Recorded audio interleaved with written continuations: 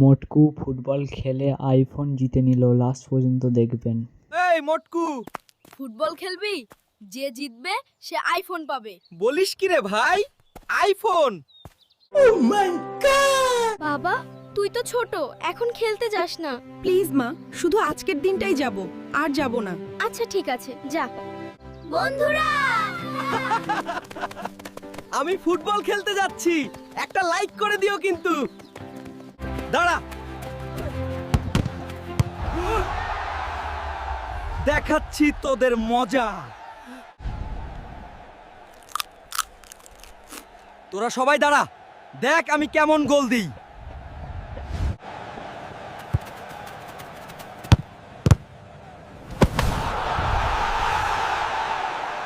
মা দেখো, আমি আইফোন জিতেছি। আমার ছেলের জন্য সবাই একটা লাইক করে দিও।